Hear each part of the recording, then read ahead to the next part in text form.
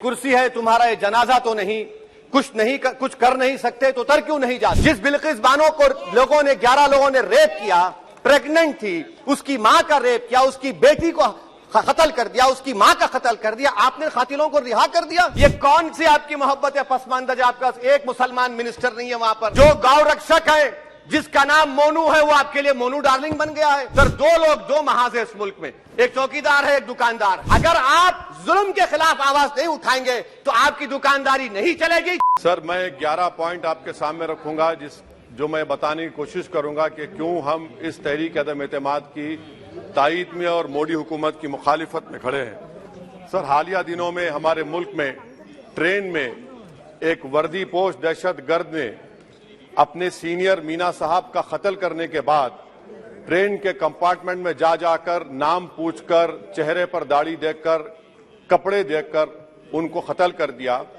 और उसके बाद उसने कहा कि इस देश में रहना है तो मोदी को वोट देना पड़ेगा।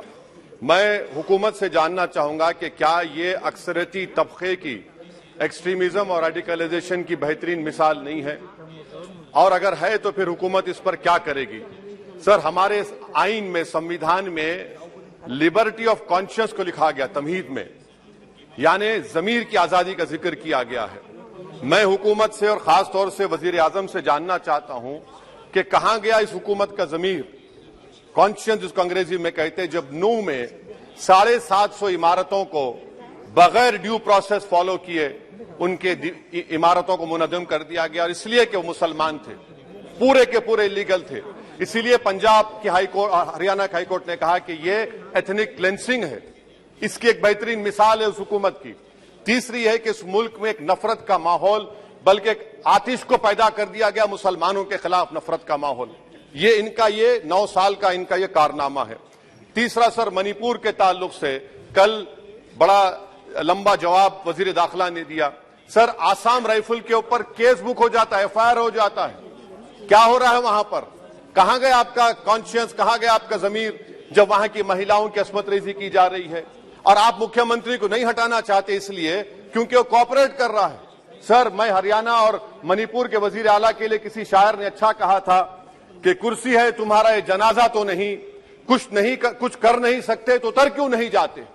आखिर कहां गया? उन ताबूतों में खो गया कि आपका कॉन्शियस, आपका जमीर, जहां पर 50,000 लोग बेघर हो गए, यानी 6 लाख हथियारों को लूटा जा रहा है। आखिर कौन सा आप इंचार्ज वहां पर हैं?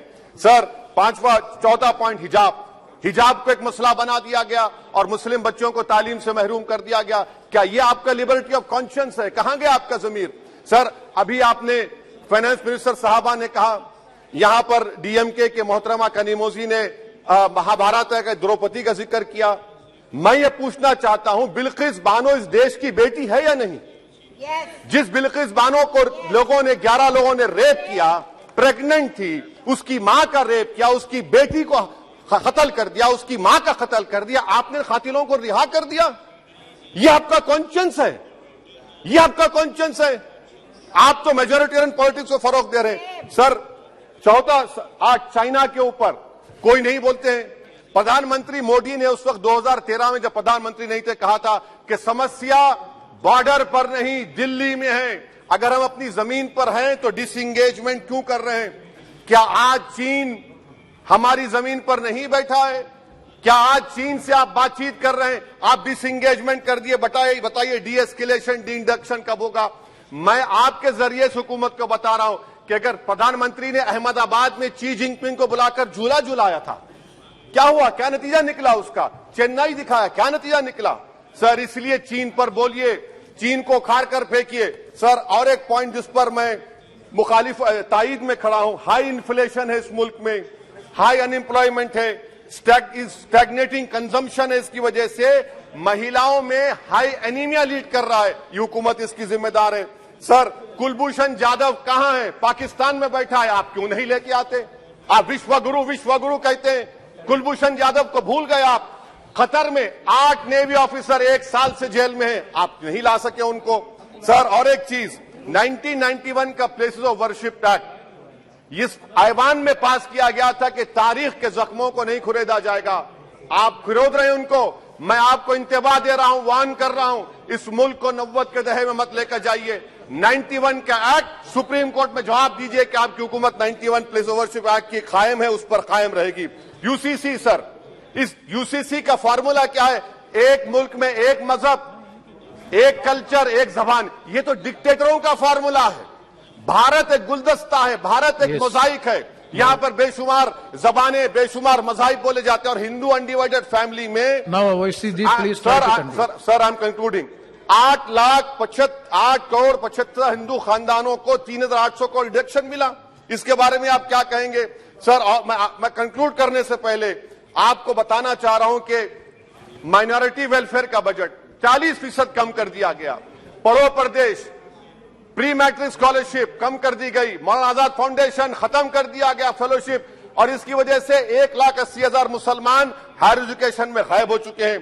सर, मैं इख्तिताम में कह रहा हूं कि पसमानदा मुसलमान से प्रधानमंत्री को बड़ी मोहब्बत है। ये कौन सी आपकी मोहब्बत है पसमानदा, जो आपका एक मुसलमान मिनिस्टर नहीं है वहां पर?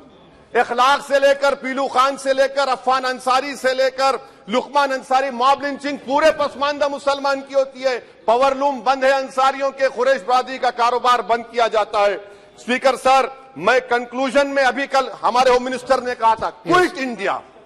अगर इनको मालूम हो जाए कि क्विट इंडिया का नारा एक मुसलमान ने दिया था तो वो भी नहीं बोलेंगे। वो नहीं मालूम था उनको। उसका मैं कंक्लूड कर रहा हूं, उसका नाम यूसुफ मेहर अली था सर। यूसुफ मेहर अली ने क्विट इंडिया का नारा बनाया, जिसको महात्मा गांधी ने सारे देश में एक पैगाम किया। मैं कंक्लूड कर रहा हूं सर, इस देश में अगर आज क्विट इंडिया करना है तो कहना पड़ेगा चाइना क्विट इंडिया। जो गौ रक्षक है, जिसका नाम मोनू है, वो आपके लिए मोनू डार्लिंग बन गया है, उसको कहिए क्विट इंडिया। सर, जो लोग तुष्टीकरण की राजनीति आप कर रहे हैं, आप हिंदू अक्सरियती लोगों में हथियार बांट रहे हैं, ये आप देश के लिए खतरा पैदा कर रहे हैं। Sir, I am concluding. इसीलिए हम आपसे अपील कर रहे हैं कि हुकूमत से कह रहे हैं कि आप जो सियासत कर रहे हैं, इससे नुकसान देश को होगा। प्रधानमंत्री जब खड़े होकर जवाब देंगे, हम उनसे पूछना चाह रहे हैं, पॉइंटेड क्वेश्चन है, क्या देश बड़ा है या हिंदुत्व गोलवालकर की आइडियोलॉजी बड़ी है? मैं इस तहरीक अदम एतमाद की तायद में खड़ा हूं और हुकूमत की मुखालिफत में। सर, एक आधा मिनट सर, दो लोग, दो महाज है इस मुल्क में, एक चौकीदार है, एक दुकानदार है। एक चौकीदार है, एक दुकानदार है। जब जुल्म हम पे होता कोई मुंह नहीं खोलते। यूएपीए का कानून अमित शाह ने लाया, इन दुकानदारों ने तायद की। आज उस यूएपीए का कानून में 83 साल का बुढ़ा सिपर खत्म करो, सिपर नहीं होने से मर गया। आखिर कब तक दुकानदार और चौकीदार हमारी लाशों पर सियासत? सर, हम कंक्लूडिंग, कब तक सियासत करेंगे? अगर आप जुल्म के खिलाफ आवाज नहीं उठाएंगे तो आपकी दुकानदारी नहीं चलेगी, चौकीदार को बदलेंगे, तीसरा महाज करेगा। शुक्रिया सर।